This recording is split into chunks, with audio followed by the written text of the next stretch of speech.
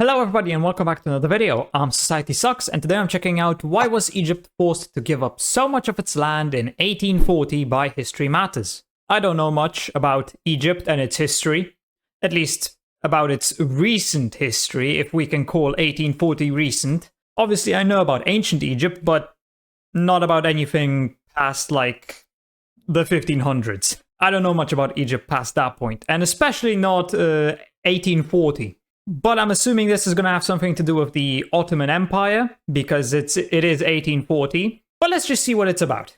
Egypt is a part of the world where borders have drastically changed over the centuries.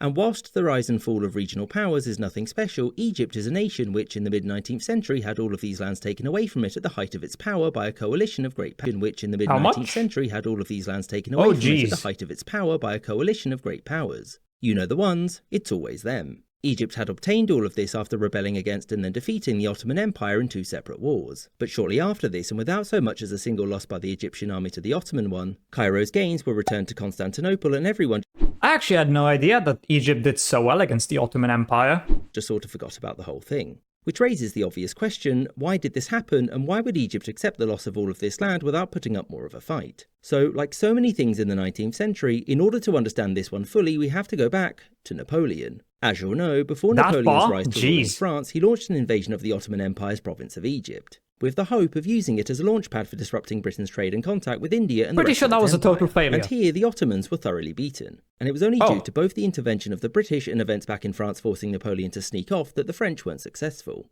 So after see, I wasn't aware of that fact. I thought that expedition was a failure, which, I mean, well, it was, but they actually did beat the Ottomans. I wasn't aware of that part. dust had settled, someone needed to take the blame for this catastrophe. And the only people who could were either the Ottoman governor of Egypt, appointed by the Sultan to make sure or the Egyptian people and paid its taxes, or the Mamluks, the local elite who helped out the Ottomans in return for maintaining some authority and prestige. After some long reflection, it turned out that nobody was at fault, and this soon led to a civil war breaking out in Egypt, during which the Ottomans discovered that they were, in fact, broke, which meant they couldn't pay their Albanian troops in the region who they had brought in to keep order. They promptly rebelled, removed the Ottoman-appointed governor, and replaced him with Tahir Pasha, their leader. To everyone's shock and surprise, Tahir also wasn't able to magic up money from nothing, and so also couldn't pay all of his troops, some of whom promptly offed him, and in his stead rose Muhammad Ali. Ali was able to fend off the demands for pay from the troops because he was extremely well liked by local leaders and Cairo's populace, meaning that getting rid of him wouldn't be so easy. Ali was able to consolidate his hold on power and defeat the numerous attempts by the Ottomans and the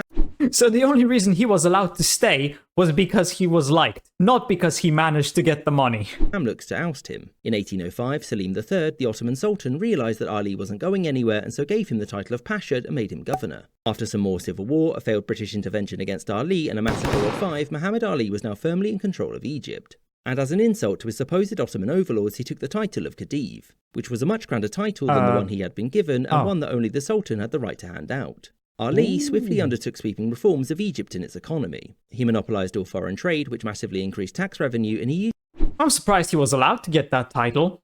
I mean, that's a bold move. He could have been turned into an example.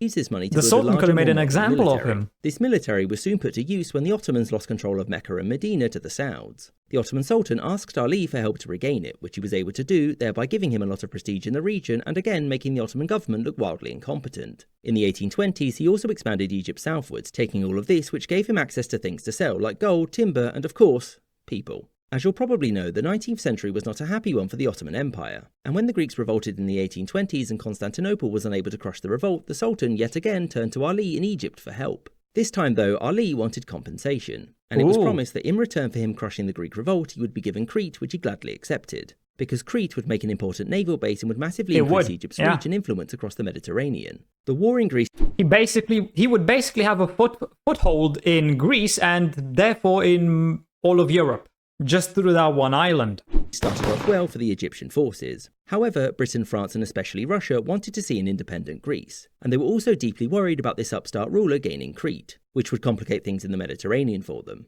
As such, they intervened and promptly destroyed Egypt's shiny new and very expensive navy, as well as ensuring Greece would break away from the Ottoman Empire, which begrudgingly accepted this new reality in 1830. Upset by this loss, Ali began rebuilding his military and demanded compensation from the Ottomans for his losses. They refused because there was nothing he could do about it, but turns out he could invade, which he did in 1831. The Ottomans had very little ability to resist this invasion, because the overwhelming majority of their military was stationed on the frontiers either in the north or in the Balkans. And up until this point, if there were any troubles in the Levant, well, the trusty Egyptians would pick up the slack. Yep, As but such, now they're Ali's against army was you. quickly able to occupy all of this territory. And when the Egyptians did eventually meet the Ottomans here in Konya, the Ottomans were soundly defeated. And thus there was no one left to resist the Egyptian army. Now Muhammad Ali knew that if he pushed too hard, the great powers would intervene again, and so in 1833 he pushed for peace. In the following treaty, the Ottoman Empire, after being forced to by the European powers that is, acknowledged that Egypt was basically independent, but everyone had to pretend that it wasn't, and that the Ottomans would promise not to remove the new rulers of Egypt. Furthermore, in return for him not advancing any further, it was decided that he would in fact now be given Crete as well as these territories in Arabia, and that the Levant would become Egyptian vassals for as long as Ali lived. He accepted these terms because even though above all else he wanted internationally recognised independence, he knew that his new territories would strengthen his hand, and that his successors would likely be able to resist any Ottoman attempts to take it back. So with all that done, why was it then the great powers soon changed their minds and forced Egypt to hand its gains back? Shockingly, the Ottomans weren't too happy about these continued humiliations at the hands of their supposed vassals, and so they sought to regain the empire's territories and if they could, get rid of Ali altogether. They did this by asking him to just hand them over.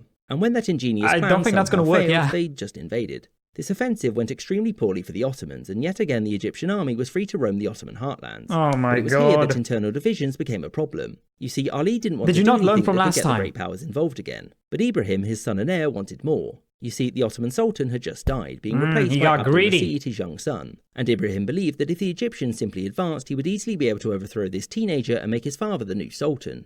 Ali was unsure in how to proceed because the British, the Russians and the Austrians were fiercely opposed to anything that could threaten the Ottoman state. And so they'd issued him an ultimatum demanding that his forces withdraw. If he did so quickly, they'd let him keep this. But if he dillied, or dare I say even dallied, he would lose everything that he'd won. Now you'd think that faced with the overwhelming force of these three powers plus a nasty note from Prussia, Ali would have just agreed immediately, but fun fact, no. Looking back, this wasn't the brightest idea, but Ali's main reason for resisting was that France had largely been supportive of Egypt's new rulers. Partly because they had this wacky idea for a canal or something, and partly because it wanted to increase ties with North Africa, some of which it was in the process of conquering. But the support was mostly because the great powers hadn't consulted them about Egypt, and so they felt left out. At this point, the French government and monarchy was already massively unpopular. And so, a wave of nationalist sentiment seemed like a good way to boost support. The French dispatched a fleet to Egypt as a show of solidarity and made it clear that they believed that compensation was needed. Not for Egypt, obviously, this was the 19th century, they'd get nothing. Instead, the French demanded that in return for being left out of the solution to the crisis in the Ottoman Empire, the Austrian-led German Confederation and Prussia should cede all of their territories west of the Rhine to it. Now, this might seem like an insane ask. Yeah. Because it was. And all it did was put everyone on edge. Now the French knew that they couldn't fight, let alone win, a major war against the other European powers. And so, in order to calm things down, Adolphe Thiers, the French Prime Minister, mobilised the army, fortified Paris, and publicly declared that he was more than willing to fight to the bitter end. This made the rest of the French political class quite nervous. And when the king vetoed his more aggressive diplomatic moves, Thiers resigned. His replacement was quick to back down, ordered the French Navy home, and apologised for causing a ruckus. And whilst France was making all of these threats, Ali saw it as an opportunity to give him some wiggle room. And it was this hope that the great powers would look to moderate their demands in order to calm things down with France. They did not.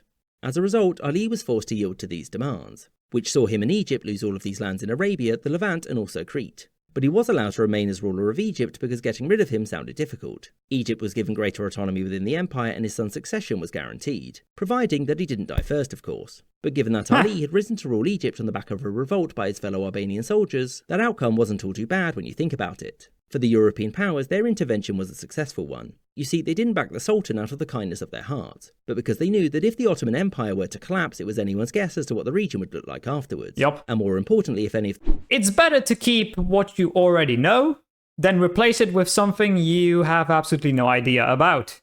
You know, why replace an enemy who you've known for a while with something completely new?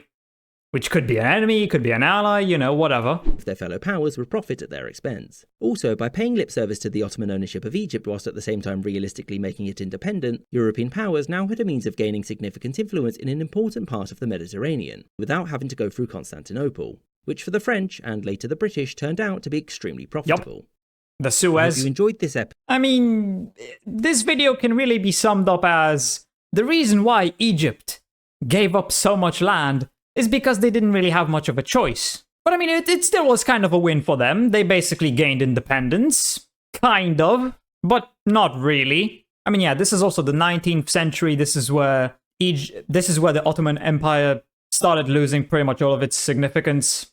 I mean, it started to die out after its peak in the 16th century, I think? Or was it the 17th century? I'm not sure. But yeah, at this point, the Ottoman Empire was kind of in the process of slowly collapsing. I mean, Greece gained independence, Egypt basically gained independence. It was slowly falling apart, you know? But yeah, anyway, I hope you enjoyed the video. If you did, please consider subscribing and leaving a like. If you want to see more reactions like this, check out this video right here. And with that, I'll see you in the next video.